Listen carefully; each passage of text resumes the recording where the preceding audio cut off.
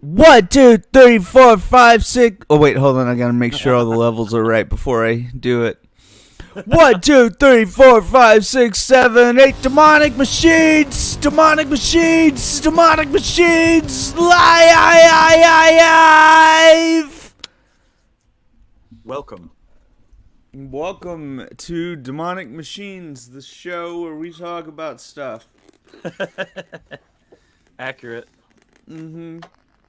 Oh, I hope everyone is having a good evening. Oh, there we go.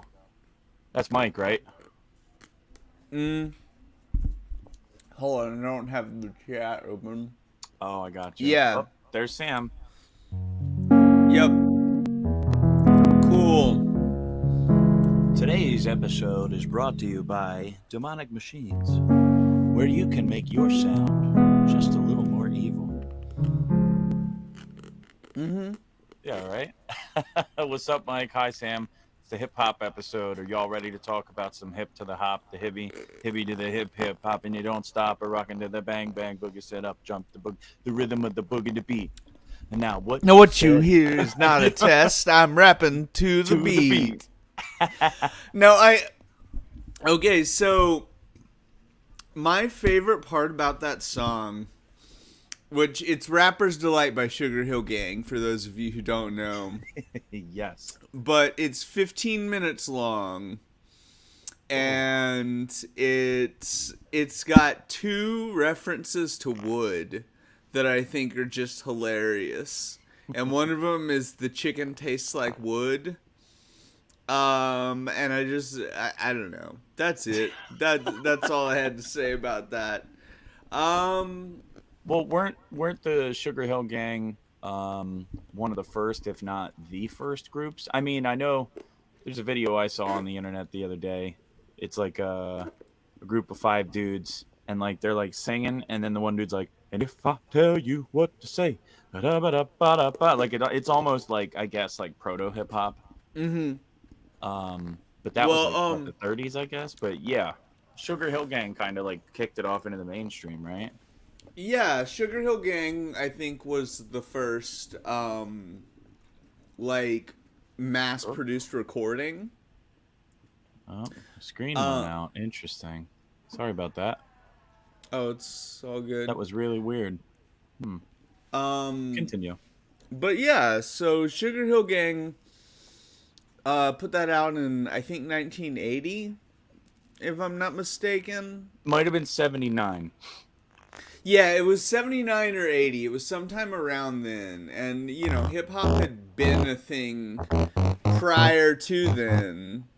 And originally it was just kind of like parties where you would go, and there would be a DJ, and there would be an MC, and the DJ would like have all these records, you know, and they would play the get down part, like the cool part of the song, you know, like the only example I can think of right now is the wait, no, that's not even the right song. The Aerosmith Toys in the Attic part that goes into Walk This Way, you know, that would be like the get down part. Yeah. Yep. Yeah. And so that was, and it was like, as for my understanding is, it was a party thing, and then like the MC was like kind of there to get everybody hyped up about the music and everything, and then at some point the MC just kind of started rapping, right? And like I don't think there's any definitive point when like hip hop became hip hop, but it was sometime in the 70s, which I think is, there's this book I have and I keep meaning to read it. It's called Love Goes to Buildings on Fire, and it's about how like 5 different genres of music appeared within 5 years of each other, all in New York, like within a like 1 mile radius. It was like salsa music, hip hop, punk rock, and I forget the other two. Well, they used to call New York the melting pot of the nation. So But take all the fondue and cheese and you put it all in and you let it heat up and mix together. You take your breadsticks and you dip them in and you eat them. We call it breadstick dippy, but in my world it's called the melting pot. I'm a little hyper tonight. it's all good. I'm not hyper at all. I am. Lucky is nice, huh?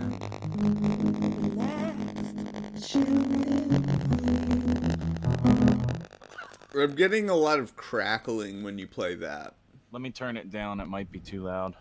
I have like no real way to do my level checks because my fucking interface sucks.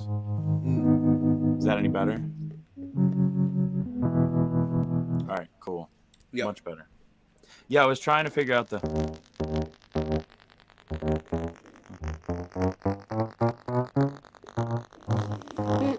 But I can't figure it out fast enough, so we're not good there. But yeah, I was trying to play the part from Rapper's Delight. Dun, Oh. dun, dun, dun, dun, dun, dun, dun, dun, dun.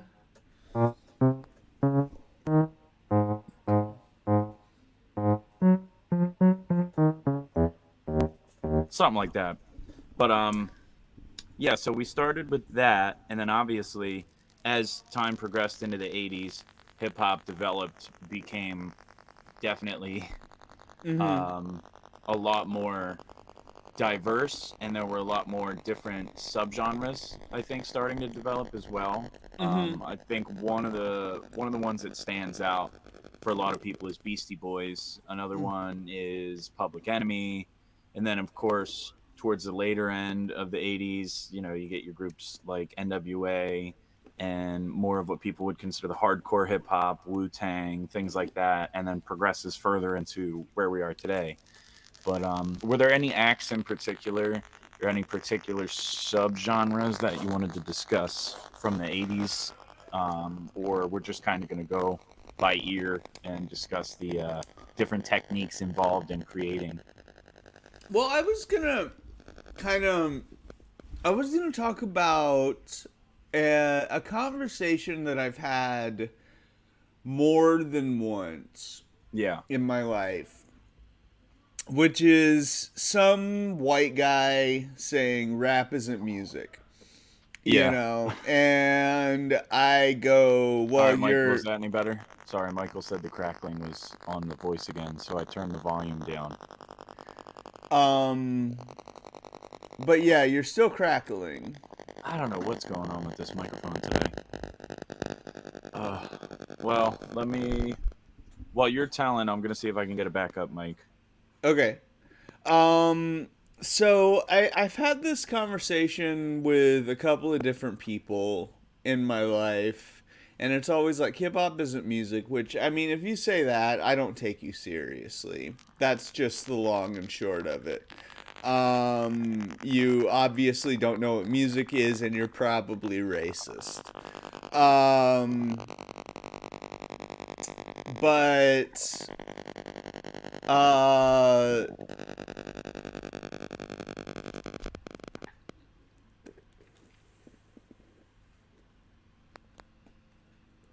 okay. So I remember multiple people saying, well, if it takes 2 minutes to make on a computer, it's not real music. And I think that's really interesting, talking about a style of music that came out of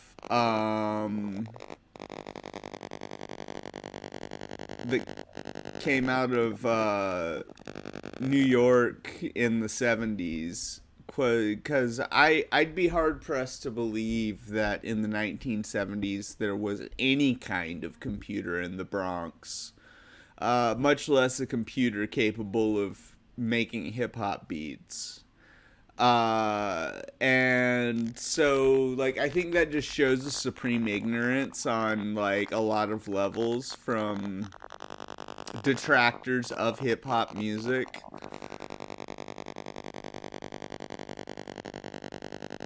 Jerry Garcia didn't consider rap music, but I don't think he was racist. I don't know enough about Jerry Garcia, but Jerry Garcia is a, you know, I'm not gonna sit here and be an apologist for Jerry Garcia not liking or not thinking rap is music, because he's wrong. I mean, and that's really the this is the comment I'm referring to. Jerry Garcia is wrong. If he didn't think rap is music, then he's just an idiot who doesn't know what music is.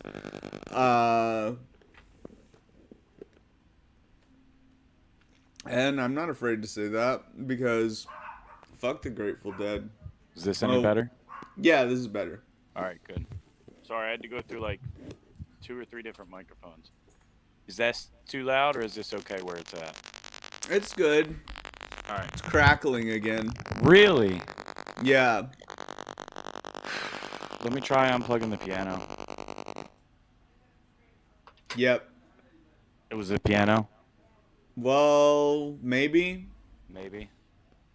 There's a little bit of crackle now, but not as bad as it was. All right, we'll just have to roll with it like this. And yes, Okay. Jerry Garcia said it was an interview he was doing. I don't know. I think it was in the 90s.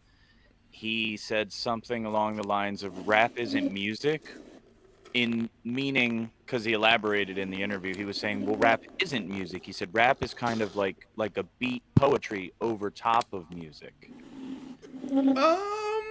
That's kind of the way that he described it. Like, he said that rap itself, like rap, like, you know, someone rapping, is not music. It's more of like a poetry kind of thing, like a speaking rhythmic meter type of thing.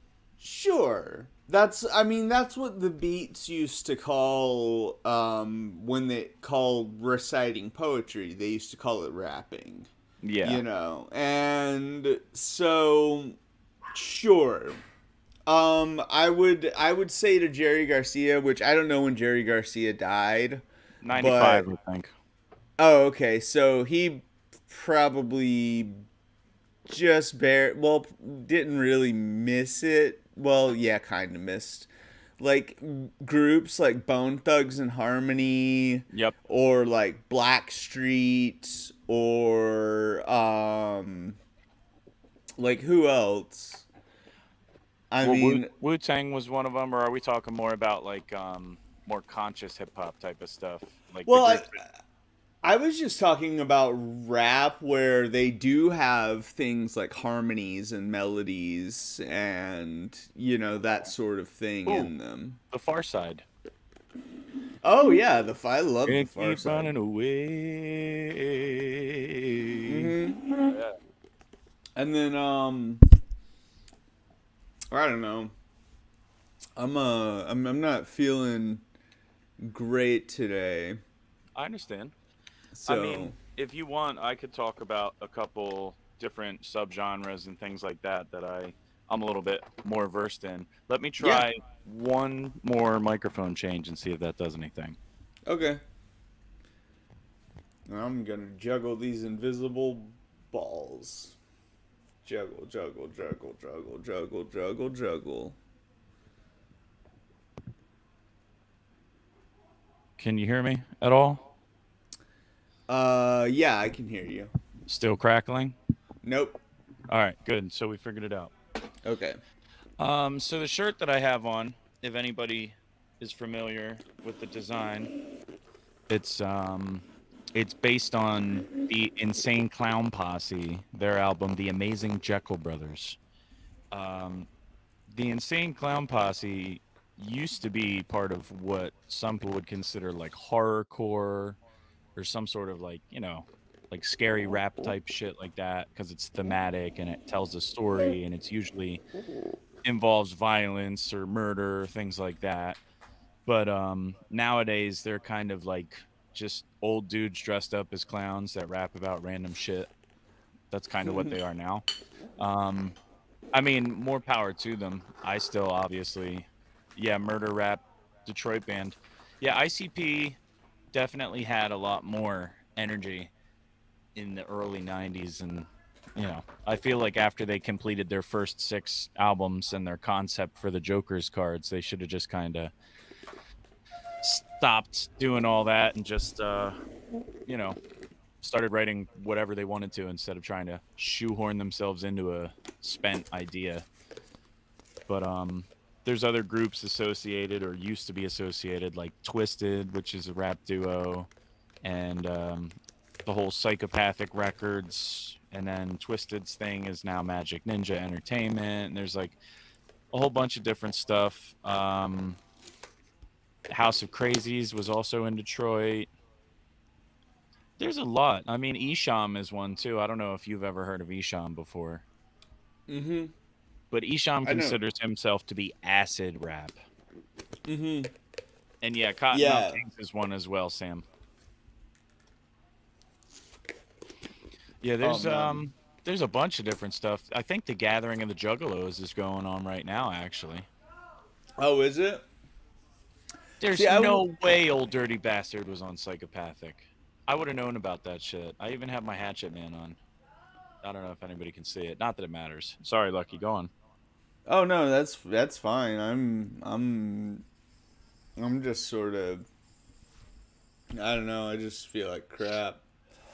Um, I was actually gonna just pass off the show to you today.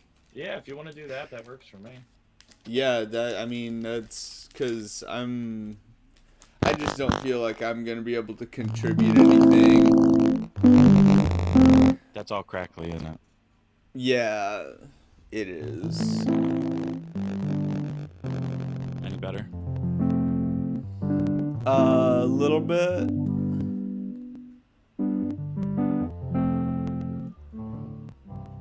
All right. Yeah, if we can do that. So there's a bunch of different stuff from the 90s. Me personally, I'm more of a fan of the 90s hip hop stuff because that was like when I was growing up and hearing shit on the radio and kids coming into school and all this other type of shit. I remember when I was in high school was like the early 2000s, so it was when like 50 Cent was getting real big, and then like Dipset and all this stuff coming. I think what was it, Atlanta, which was all like crunk and stuff like that with its own particular style and sound. And that's the interesting thing for me when it comes to hip hop is it's just like it's a regional thing just as much as it is a genre type of thing because Mm, they have their own individual sound and influence and identity based on where they're starting from or the area that they're in, much like how there was like a grunge scene in Seattle and Seattle sound, Detroit, things like that with Motown. mm-hmm. um Yeah. No, that was. I was looking at the notes for the show, and I yeah, think one of the things it mentioned was the golden age of hip hop being kind of the mid '90s with like Tupac and Dr. Dre yep, and Biggie and all of those people. But for me, growing up in Alabama, I always felt like the golden age of hip hop was in the 2000s with Ludacris and Lil Jon and Outkast and hmm. um a lot of the crunk and dirty south rappers, Goody Mob. Yeah, The Goody Mob was more 90s, but they still. spilled into the 2000 the early 2000s, kind of like Outkast started in the 90s, but they were relatively busy up through the mid 2000s, and then they kind of just stopped making music. Uh-huh. I think what region do you think, like where do you think, you said hip hop started in New York, right? Like Mhm. with the DJs and the MCs and things like that. Mhm. Yeah. Do you think that that particular scene developed independently of what would later go on to become um, that particular, like the crunk and all that type of stuff? Or do you think obviously it had reached that far at that point, but Do you think because of the geographical and like community differences, that's what made the sound what it became? Um, I think. Well, I mean, I'm sure that all of those guys, all of the like Dirty South rappers, they grew up on the East Coast and the West Coast. The East Coast West Coast thing. They grew up on like those people, and then those people grew up on like the earlier stuff, and so on and so forth. Um, but I would say that I feel like mm, I don't know, the South has a it definitely has a sound to it. Yeah. Um, I think there's, but I think you could draw a straight line from the 70s New York stuff to the Dirty South stuff. There was a lot more, I think, soul and R&B and those type of influences in a lot of the Dirty South stuff. Well, a lot of hip hop in general, I Yeah. think. Yeah. Um, Didn't I James don't know. Brown try to argue that he was the godfather of hip hop? Probably. Because Uh, what, he had that one song, Funky Drummer, and there was that one breakdown in Funky Drummer. And I think in the 80s, he put out a record that was like, you know, the greatest hits, and he had an extended instrumental of just the Funky Drummer drum loop with him doing a little bit of ad libbing on top of it. And then you started hearing it like in all sorts of different music being sampled, like hip hop wise. So oh, he argues because of that he was you know, like the godfather of hip hop, which I guess, I mean, if you listen to some of James Brown's stuff, I could see the influence on some hip hop at the very least, especially with the drums and stuff. yeah. Um, so I'm gonna put a link in the chat, and someone's gonna replace me because I am not feeling well, and I'm trying to maintain this conversation, I but understand. I just absolutely can't.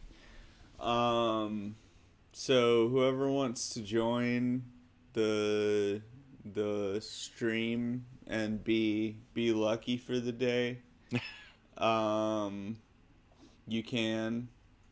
I'm gonna get off though. I'm gonna go to sleep. I got you. Yeah, Um, Let me know. Text me if like for some reason the whole thing goes down when I leave the studio, and I'll come back and turn it back on, and we'll figure it out. I got you. Yeah. Okay. All right. Take it easy. All right, y'all. Let's see if this works. All right. I'm still live. Okay, got you. So, Lucky isn't feeling well. Lucky is going to be taking a nap, trying to relax, feel better. So, we're going to try to talk through the rest of this show together. As Lucky said, the link is in the chat. If anybody's interested, you can try to join. If you have anything you want to contribute, you want to talk about hip hop in general, anything production wise from hip hop, you're welcome to join. Otherwise, we're going to try to walk through this together. All right. So, we were talking about the golden era of hip hop. Now, the next section of our notes had to do with the evolution of the sound and style. So, in particular, we were already starting to discuss these things when Lucky was still here, but we can just try to get through it ourselves. So, here, definitely, as I've been mentioning, the production techniques, because obviously in the early days of hip hop, we didn't have all of these electronic, digital workstations for recording and things like that. So people had to use tape machines, people had to use different types of microphones and other techniques to be able to record. I think for a lot of underground rap, there were people that used karaoke machines where they would either rap over another artist's beat or they would rap over an instrumental loop that they put together themselves.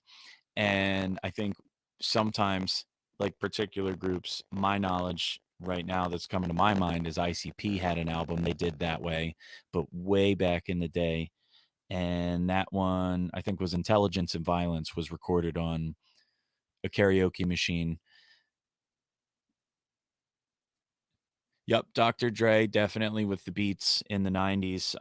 A lot of different layering of samples, and I could have swore that there's live instrumentation as well that's not sampled on some stuff that Dre has done.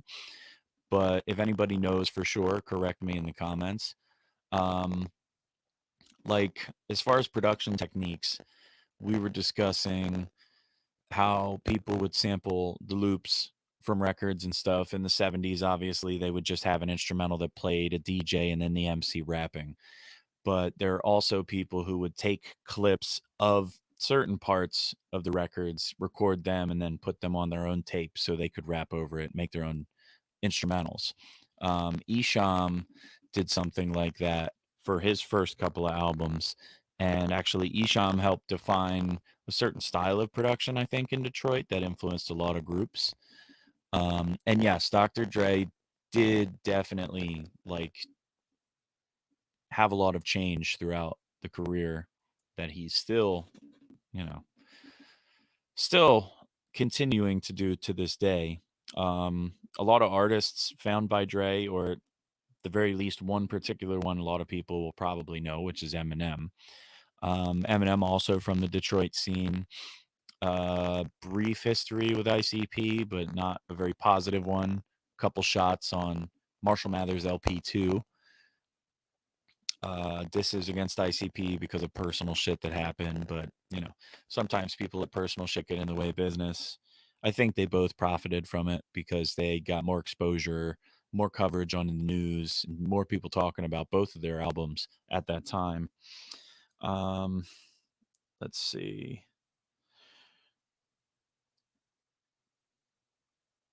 Yeah, so we got a couple different sections on here. I might end up wrapping this a little early just because usually I try to go back and forth with Lucky so that we can have a little bit more interesting stuff. And yes, Eminem and D12 were popular. They were popular more locally, though, as far as I'm aware. And then obviously, after the association with Dre and being signed to Interscope Records and stuff, the popularity spread as people found out about them. Mercules, yes. I've heard of Mercules. I think Mercules played The Gathering a couple times, if I'm not mistaken.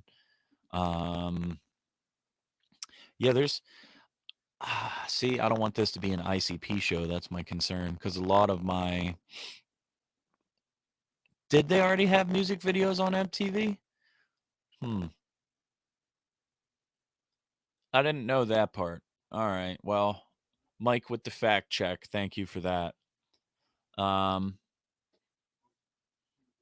Yeah, I don't know. There's just a couple different things, a couple different groups. Like we discussed, the Far Side was one of those groups that would incorporate harmony and singing alongside the rapping, and Wu-Tang. And see, the whole thing with me is I haven't listened to hip hop in such a long time. So I'm out of my element.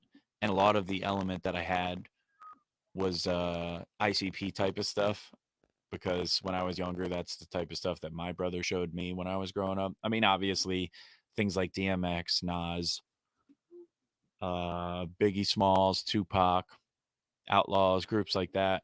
I'm an East Coast guy, so I always used to hear more Biggie and those types of artists from our side of the pond, which is not the right phrase to use, but who gives a shit? I didn't mind any of the West Coast stuff, but I also was not, very old at the time when all that beef was going on between both of them. Oh, Michael Krause is going to explain about the Wu-Tang experience. And Bizarre is a good album. I always mix up Bizarre because they're both the same word, just spelled slightly different.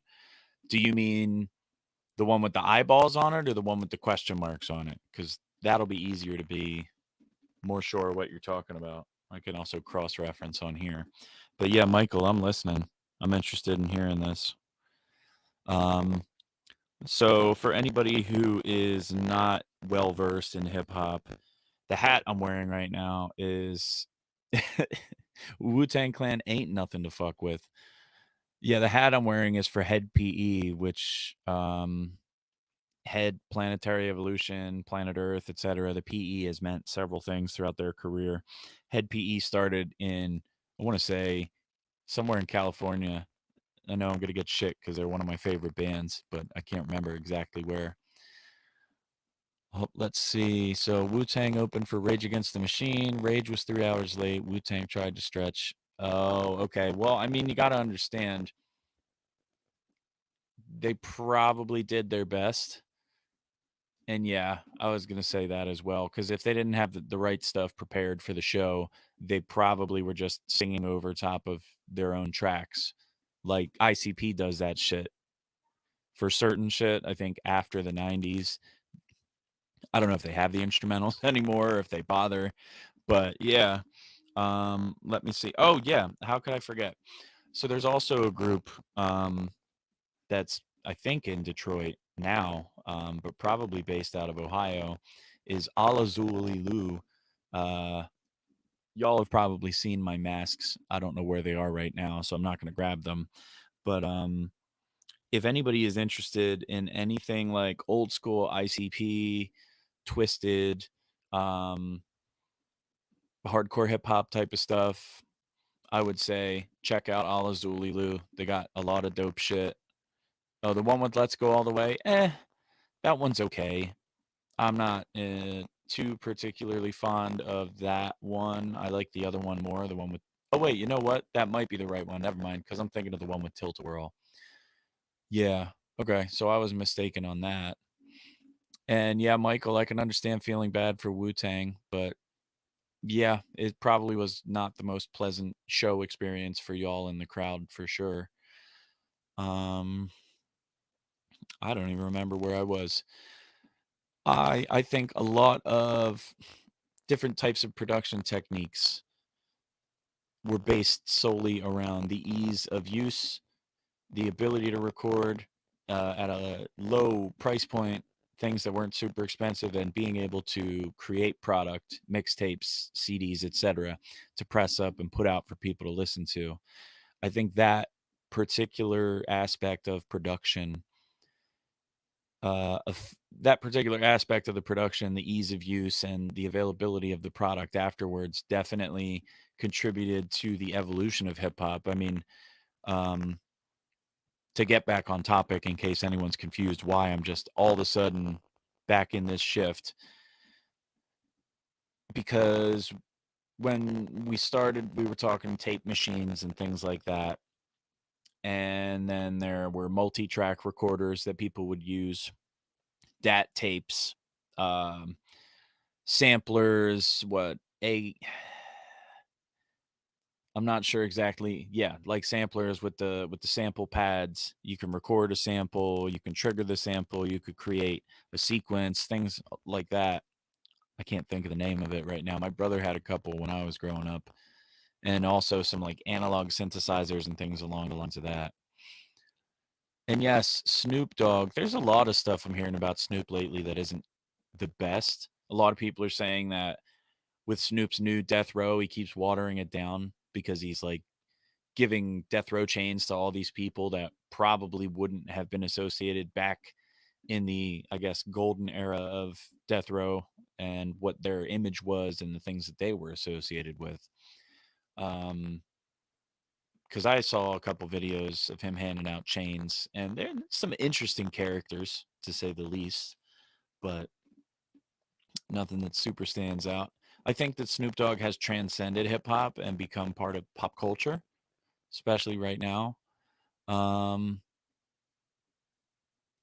Yep. Yeah. I did not hear about how Stan Ridgway made recordings, but yeah, the two cassette players bouncing back and forth. Unfortunately, I'm familiar with that because I did that before. But what I would do is I would have one cassette player playing the music and me in between the cassette player with the microphone and then recording the instrumental and me doing the vocals over top of it. And it was really shitty. And then I eventually got a karaoke machine, and that's how I did it, where I would record something like drums, and then I would layer another recording over top of it of guitar or keyboard or bass or anything like that, and then doing vocals on top of that as well. But yeah, that's if you have the spark and the creativity, you find a way. I mean, I'm sure there's people out there right now that just record albums using the voice notes on their phones, and then they piece it together in an audio editing app or maybe even a movie editing app. So yeah, um, I think that it brings it to the core of what music is in general for a lot of people. Is if you have an idea, you have a creative essence in you that you need to express, and you feel that you have to get this out. It's you got to find a way to do it. You know, it's going to eat you up inside. So I think that a lot of people nowadays, there's not many excuses. If if you have a job and you can save some money, you could get a computer, you could get a DAW, you can buy a microphone, you could buy a MIDI keyboard and things like that. You can get an interface and you can just make music. You make what you want. I mean, isn't that kind of how the whole SoundCloud rapper thing started? It was just a bunch of people that were home recording and putting stuff on so that people could check them out and try to come up. And yeah, Lil Wayne, I think, is definitely a lot more wholesome now. I remember when I was in high school, Lil Wayne was definitely a little bit more arrogant in the way that he carried himself. Um, but yeah, Lil Wayne, I think, has definitely become a lot more humble throughout the years, and it seems like Lil Wayne would be a real cool person to sit down and talk to and just pick his brain and hear what he has to say about things. And yes, $1,000 in the 80s was a lot. I didn't know that. What is that? Fostex or Fastex? It's Fostex X15 4-track. Yeah. And there was the limitations that they had obviously in the 60s and stuff with recording that gave people ideas on how they could maximize their recording. So you could use the 4 tracks to record an instrumental with different beats, different like your keyboard and your drums and your bass, etc. And then you could bounce all that down to a separate tape and then dub that in on the 1 track. And then you have another track to be able to do your main vocals. You have another track to be able to do your backup vocals and then your ad libs and things like that. I know my brother had a recording module. I don't know what it was. I can't remember the name. I think it was probably Roland or Korg.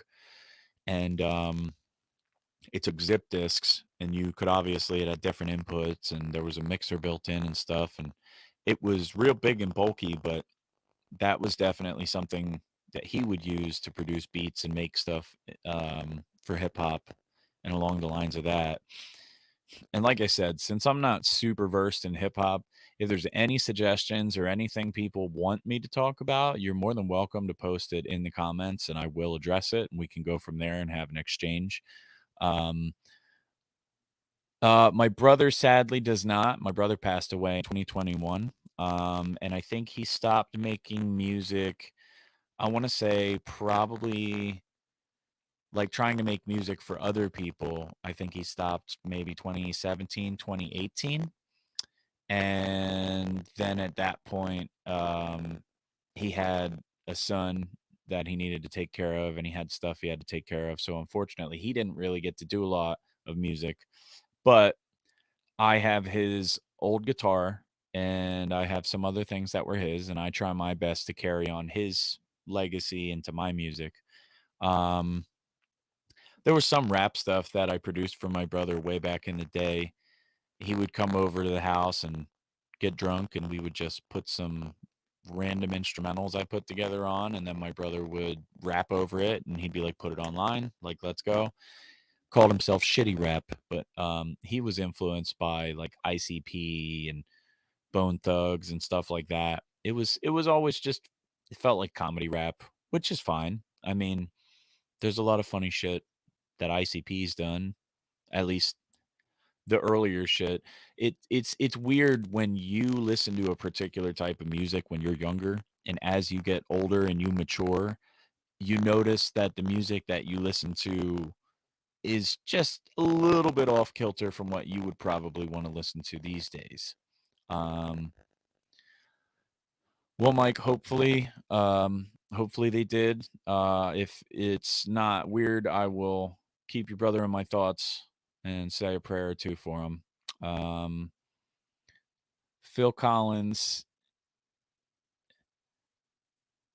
interesting. The laugh in Mama came from the rap song The Message. I didn't know that. I thought that that was Phil Collins sounding like a little creepy goblin on that fucking song.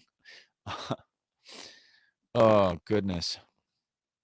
Um, yeah, let's see. So I feel like obviously as hip hop progressed, it became more socially accepted and more popular.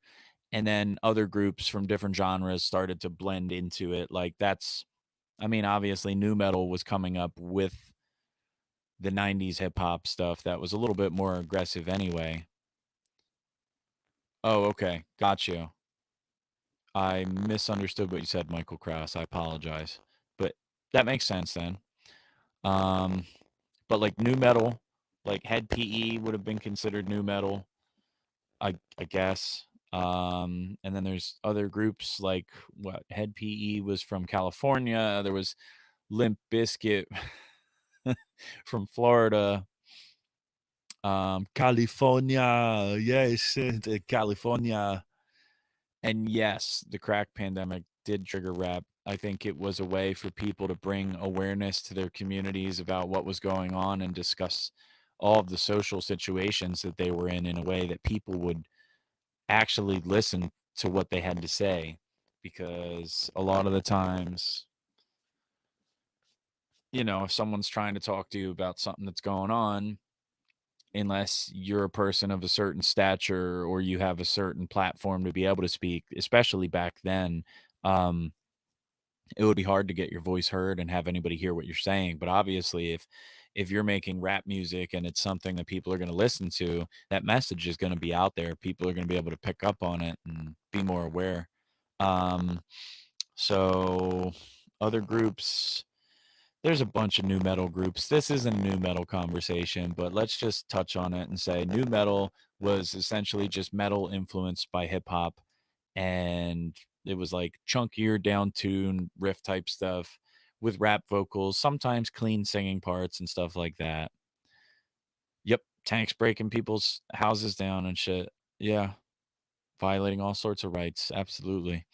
There's a lot of fucked up shit. If anybody isn't familiar with Public Enemy, I suggest you check them out because Public Enemy definitely used their platform to bring awareness to a lot of situations that were happening in their community. Um, I'm sure there were other groups that also did, but in my mind, that's like the main one that I know that probably everybody else would know as well. Um, let's see. So, what I was trying to do is get to Del the Funky Homo Sapien and the what is it? The collaboration. Yeah. Anthrax did kind of start that as well with the collaboration with Public Enemy. So yeah, I could see that, but I think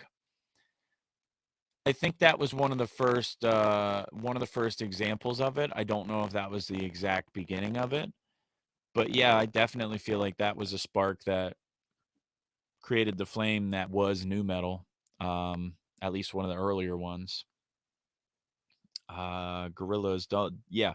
So Del the Funky Homo Sapien and his collaboration with the Gorillas, I think really kind of helped bring, like with the song Clint Eastwood, helped bring hip hop even more of an audience outside of its original audience. And there's a lot of groups that do that type of stuff today as well.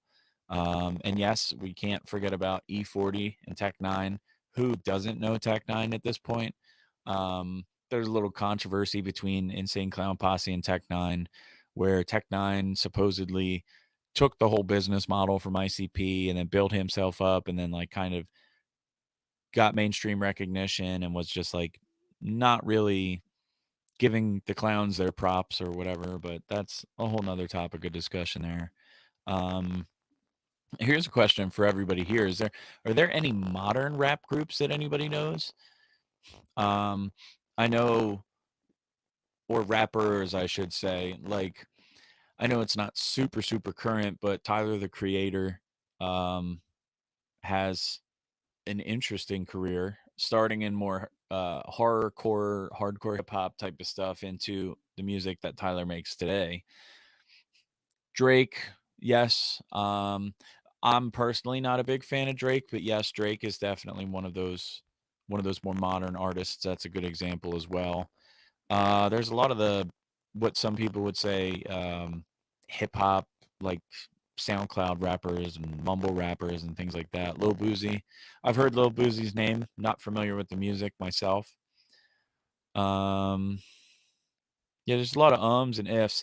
Yes, Cardi B. Cardi B is one of the more popular modern ones as well.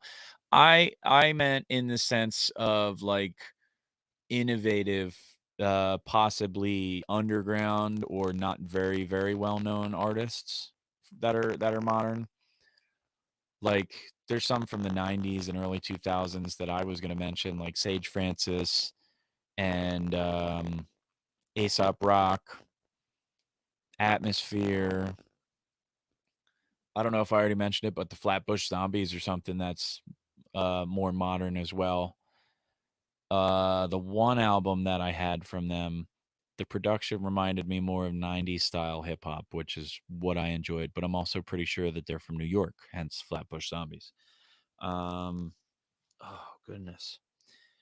Has anybody listened to anything that they've found recently on like Bandcamp or SoundCloud or any of these other sites that you can share music that's an independent rapper that someone might want to talk about or bring up so that we could have some sort of a discussion?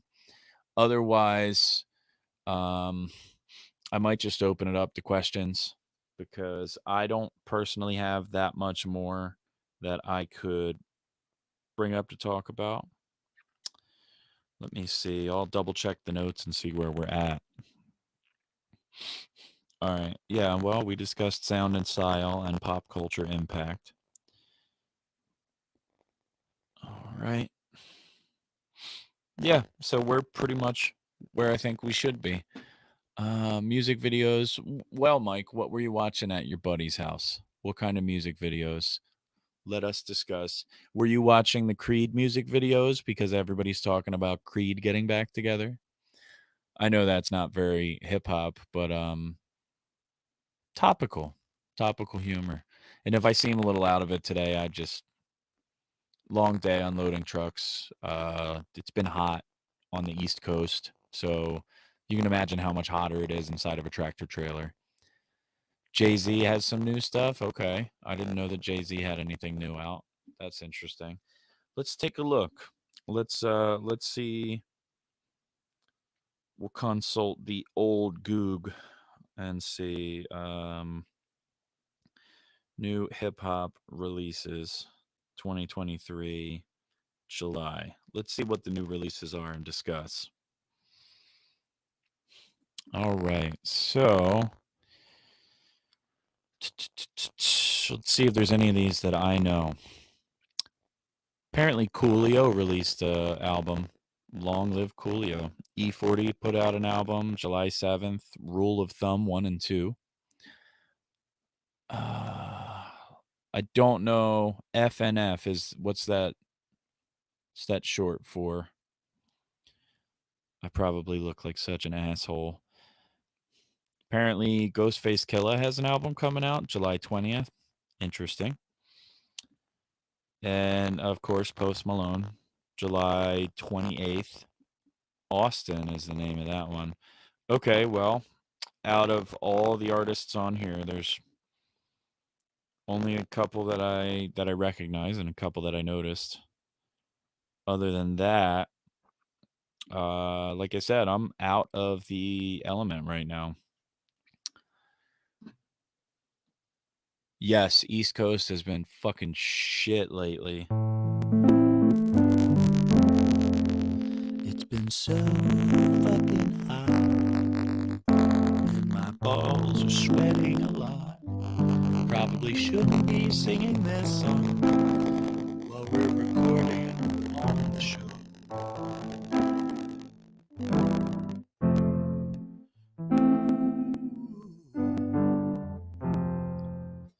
So, I would like to take a moment to thank everybody who's here and appreciation for everybody that tunes in every week and gives a shit enough to watch and check out the replays on YouTube or Twitch or Facebook or wherever you watch. I know that Lucky's not here, but Lucky really appreciates everybody just as much as I do. If anybody is interested, you can try checking us out on the Demonic Machines Instagram. I believe also Facebook, Twitch, obviously. If anybody's watching on Twitch, YouTube as well.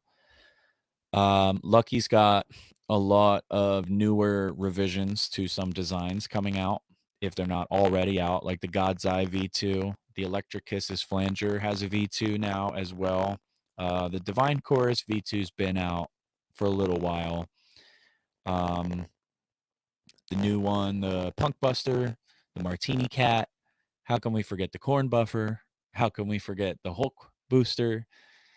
Really, if anybody has the chance to check out Demonic Machines website, there's definitely some new stuff on the way, some stuff that's already up there, and I don't know if Lucky posted the amp on there or not yet, because there's the combo amp that Lucky has, and then there's a new amp that Lucky just posted on Instagram as well. I don't know exactly what the name of that is, but let me look that up because that might be useful information. And yeah, I've all day been entertaining myself by singing songs using the sound of Plankton from SpongeBob or Mr. Krabs or Squidward. So my throat's a little messed up from just sounding a bit like an asshole. Oof. That, and I haven't seen my chiropractor in about a week or two, so my neck's all fucked up too. But hopefully, oh, how could I have forgotten? Has anybody listened to Power Man 5000 before? Because Power Man 5000 used to have rap. Their singer used to rap. MC Spider is what he went by before Power Man 5000. But Spider won. If anybody's interested, check out either the Blood Splat rating system or what is it? Mega Kung Fu Radio. Organized is one of those songs, all live instrumentation. I don't think they have a DJ, but I could be wrong. Now let's get on to the Demonic Machine site and take a look and see what the name of that amp is. So if y'all are following along, I think so, Mike. I'm not sure. My brain doesn't work very well, so I forgot what I just said. Yes, okay, so Lucky does have this amp. It's the DMA 102. People should check it out. It's on sale. It's only $539.99 right now. Let's see what else Lucky has up on the site on the main page so that we can discuss. Yep, we got the God's Eye V2, in case anybody hasn't seen that yet. The Punk Buster, the Fishbones, which is still a relatively new pedal as well. The Electric Kisses Flanger, version 2. As I said, I'm going to go into the details of each of these so that we can discuss. And Lucky's got a bunch of different stuff on here as well. The Fucked Fuzz, the Homunculus, Overdrive. We got the Amp Chiller, the 87 series pedals. Let me see. Excuse me. All right. So, yeah, the God's Eye V2. And Lucky was explaining this one replaces, you don't have to open up the back anymore because there's stuff going on. Yes, the original Power Man 5000 lineup was peak. Their bass player, Dorian Hartstrong, awesome bass player. And they had a drummer whose name I can't remember at the moment, and a percussionist for the first album, I believe, if I'm not mistaken. And obviously when they went into their whole super metal space metal thing with Worlds Collide and stuff, that's when he left. Okay, gotcha. Yeah, that makes sense. Yeah, I was completely fucking confused what we were talking about. All right, so yep, the Punk Buster. So anybody who owns a demonic machine, if you want to, you can take a picture of your demonic machine and post it on Instagram with the hashtag, oh, what's demonic machines show, and I will take a look and see if I can share the post on Instagram and shout you out.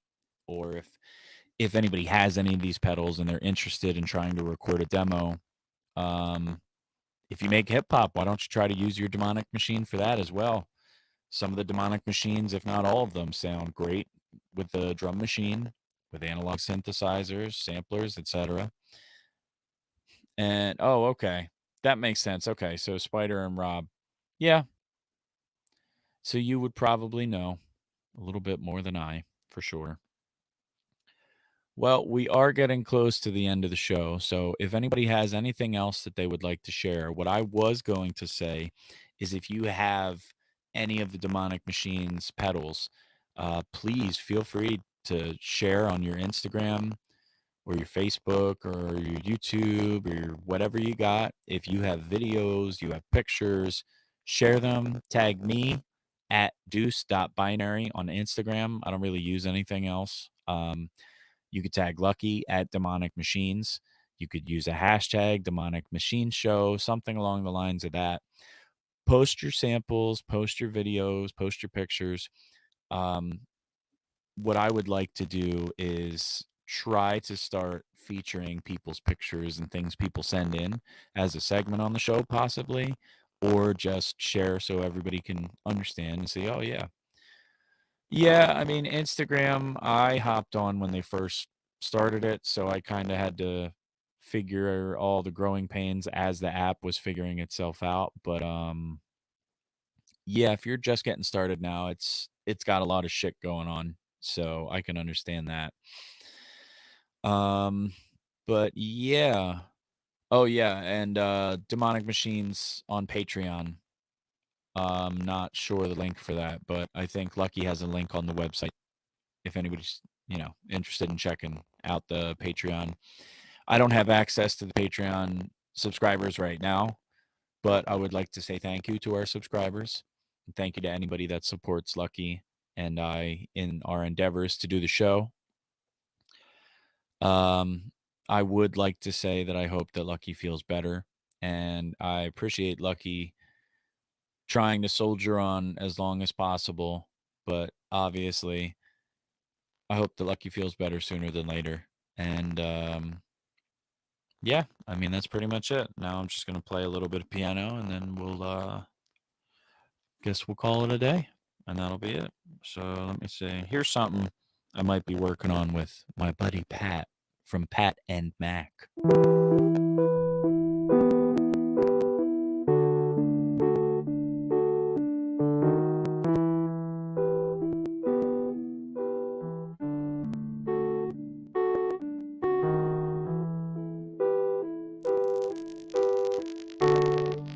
And I don't even know if y'all can hear this.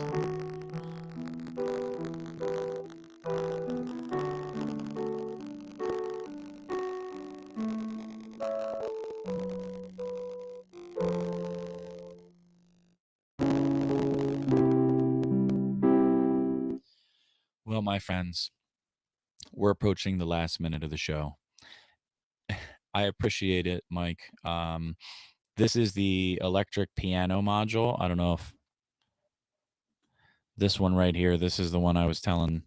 I think I mentioned it last week, but I found this guy on eBay and I was able to get it at a reasonable price. But apparently, the company that makes this, I don't think they exist anymore. There's a website. It's Voce, VOCE. Apparently, they're from Woodbridge, New Jersey. I didn't know that. Never heard of them before. But this module here has, let's see, it's got Wurlitzer, it's got a clavinet, it's got Rhodes, harpsichord, pianet, a DX electric piano, RMI, which I'm not sure what that is. and then a bunch of other options with effects. But there's at least 3 Rhodes pianos on here and 2 Wurlitzers. Some interesting stuff for sure. But yeah, I wanted to set this up and try to just incorporate more music into the show. Because I know that we usually just kind of talk and we don't have music in the background. But you know, and with that, we are 19 minutes past, or 19 seconds, excuse me, past where we should be. I don't have the outro song, but I will say again, thank you to everyone for joining and watching. Please keep your eyes posted to the Demonic Machines Facebook, Instagram, and YouTube, because I'm sure Lucky's got some other stuff cooking up that will be released shortly. Otherwise, I will catch you all next Sunday. Thank you for joining. Thank you for being here. And I hope y'all have a good evening. Till we meet again. Oh, let's see if I know how to do this. All right, well, see ya.